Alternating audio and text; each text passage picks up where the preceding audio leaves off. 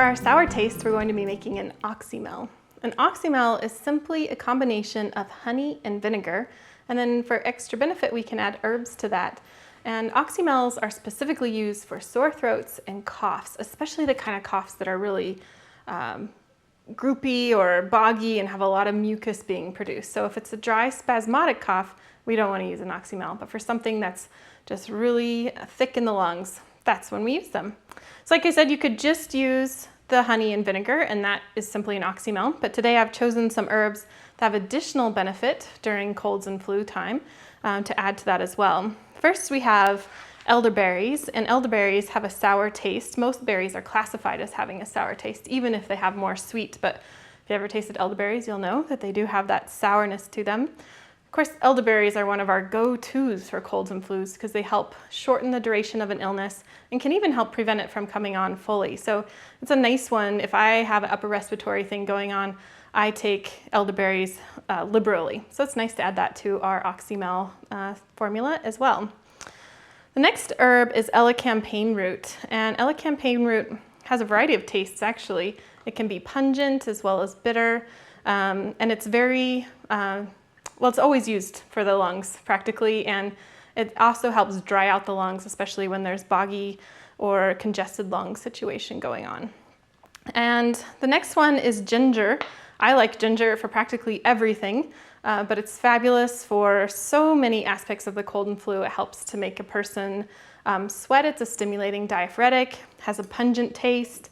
It's antimicrobial. It can soothe a sore throat, and it also tastes pretty good. So the elecampane, people don't always say that they love the taste of elecampane, but it's really helpful as medicine. So the ginger is not only beneficial for the cold and flu, but it can also just be a nice little taste.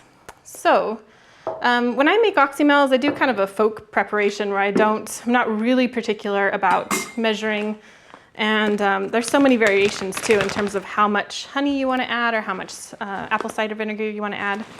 But for this, so we're using dried elderberries here. I'm going to fill the jar up to about halfway.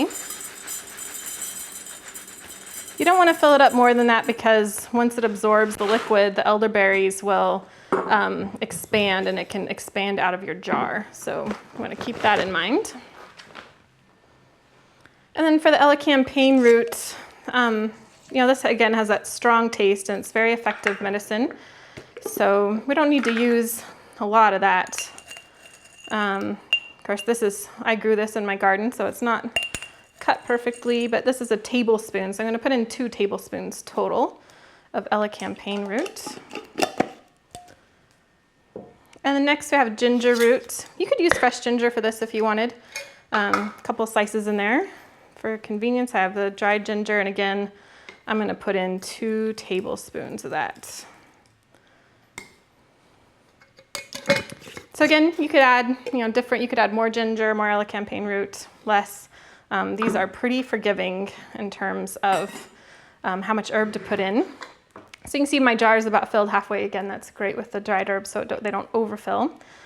Next, we're going to add honey, and I really recommend you get good quality honey. This honey comes from a good friend of mine. She tends bees in the valley where I live, so I know it's good stuff. A lot of the stuff you buy at the store and the little honey bears, I've actually shown that there's not a lot of honey in there. It can be all sorts of gnarly stuff. So if we're using honey for medicine, which I would say anytime we eat honey, it's for medicine because it has so many benefits, we really want to get the good stuff.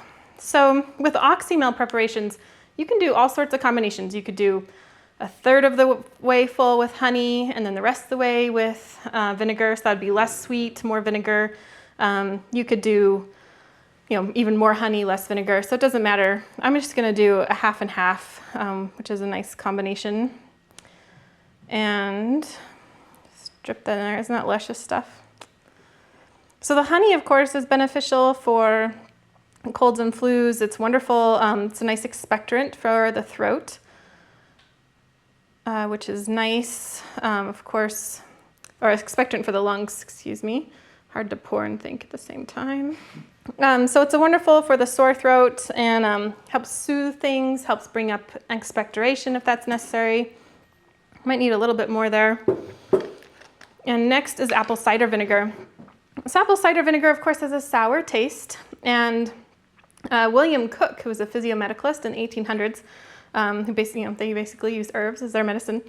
He liked apple cider vinegar for all things in the respiratory system. He said it helped to concentrate the herbs into the respiratory system. So important part of the Oxymel preparation. And again, you want to get good quality stuff here. I really like apple cider vinegar. I never use the distilled vinegar for internal use anyway. I'll just use my measuring cup here. So I need to stir it up. There we go. Kind of honey had formed a little barrier there. So looks like I need a lot more.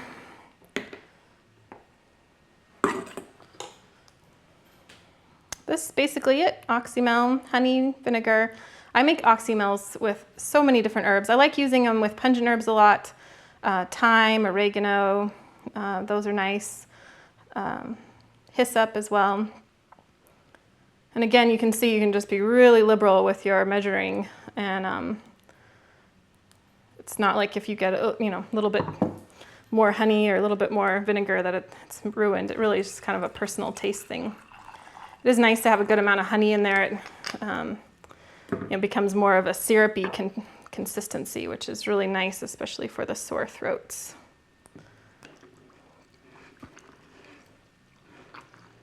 Well, it's already turning a gorgeous color there.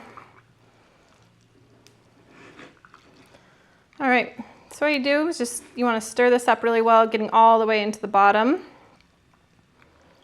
Make sure things are stirred well. And of course, with this, when you're all done stirring it, which you would need to do a little bit better job than I've done here, make sure everything's all nice and mixed up, especially with that honey. When you store it, we're gonna have to let this sit for a little while for all of that herbally yummy goodness to extract into the honey and vinegar.